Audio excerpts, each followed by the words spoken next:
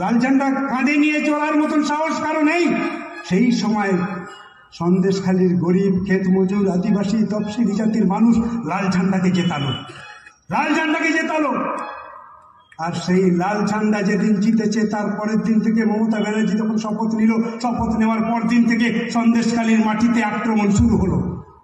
ওটা চাই, ওটাই হচ্ছে আমার একমাত্র সুরক্ষার জায়গা।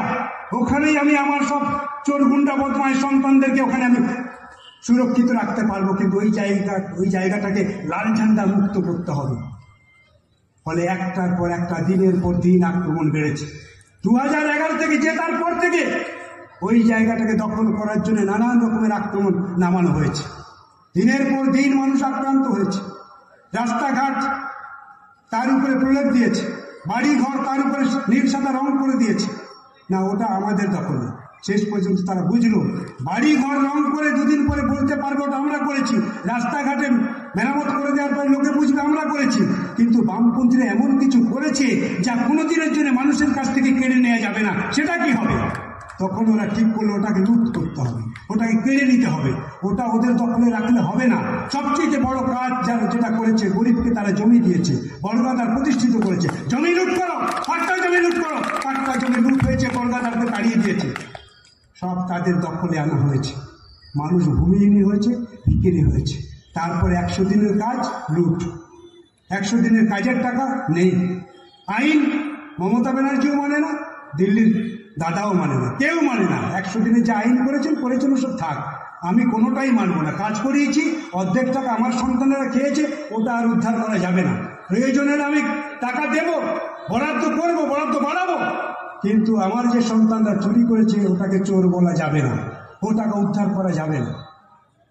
দেখেছেন তো? এবার বলেছে কদিন আগে 21 লক্ষ জব কার্ড হোল্ডার থেকে টাকা দেবে। তারপরে তার ভাইকে বললো, না না দিদি, পিসিমা ওইটুকু দিলে হবে না, ওইটুকুতে পোষাবে না, কারণ ওদিকে ওই ইলেকট্রনিক বন্ড বন্ধ হয়ে যাচ্ছে, ওইখানে টাকা পয়সা বোধ হয় আর আমরা পাবো না। কিন্তু একটা সুযোগ আছে, এখান থেকেই টাকা আমাদের উদ্ধার করতে হবে, এই টাকা দিয়ে ভোট করতে হবে গ্রামে, ওটার সংখ্যা বাড়িয়ে দাও। তো কত বাড়াবো? বলে 59 লক্ষ। বলে 59 লক্ষ জব কার্ড হোল্ডারকে তারা টাকা দেবে।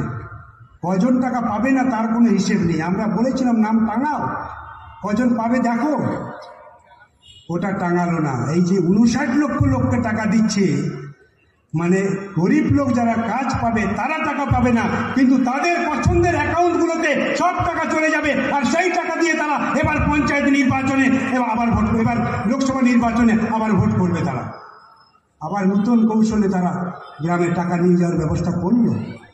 আমরা বারেই বলেছি, যারা চুরি করেছে তাদের টাকা উদ্ধার করলেই তো টাকা হয়ে যায়। কেন ঋণ করবেন? কেন আমাদের টাকা দেবেন? এই যে 59 লক্ষ লোককে টাকা দেবে, এটা কার টাকা? কেন প্রশ্ন তুলবেন না? কেন বলবেন না আপনারা ওটা আমার টাকা, আপনার টাকা, আমাদের হকের টাকা, আমাদের টাকা দিচ্ছে, অন্যায়ভাবে দিচ্ছে, তার চোরেদের সাপোর্ট করার, তার চোরেদের রক্ষা করার জন্য এটা দিচ্ছি, চোরেদেরকে বাঁচানোর জন্য এটা দিচ্ছি। ও টাকাটা কেন আদায় হবে না? কেন প্রশ্ন তুলবেন না? ভোটের সময় কেন বলবেন না ওটা আমাদের টাকা, ও টাকা নিয়ে আসুন? এই প্রশ্ন করার সময় এসেছে। এই সবগুলো আক্রান্ত হয়েছে সন্দেশখালী, কোনোটাতেই বাদ নেই। শেষ পর্যন্ত সন্দেশখালীর মা বোনেদের যে সম্ভ্রমটুকু ছিল, সেই সম্ভ্রমে আঘাত করল তৃণমূলের মোস্তান বাহিনী, গুন্ডা বাহিনী। শেষ পর্যন্ত গ্রামে গ্রামে গিয়ে মা বোনেদেরকে রাতের বেলায় তাদের অফিসে আনা শুরু করল। এরকম কোনোদিন শুনেছেন? এই জিনিস কখনো হয়? রাত্রিবেলা মা বোনেদেরকে পার্টি অফিসে ডেকে নিয়ে আসবে, তাদের পছন্দের মতন কাজ করাবে। ইয়ার কি পেয়েছে ওরা? গ্রামের গরিব বলে যা খুশি তাই করবে, আর গ্রামের গরিবরা মেনে নেবে? বেশি দিন মেনে নেওয়া যায় না, বেশি দিন মানেনি তারা। দেয়ালে পিঠ থেকে গেছে অভাব অনটনে। তারপরেও যখন সম্ভ্রম নিয়ে টান পড়েছে, তখন সন্দেশখালীর মানুষ, সন্দেশখালীর মা বোনেরা আর চুপচাপ থাকতে পারেনি। তাই সকলে ঐক্যবদ্ধ হয়ে কাপ ঝান্ডা ফেলে দিয়ে কাপ জামা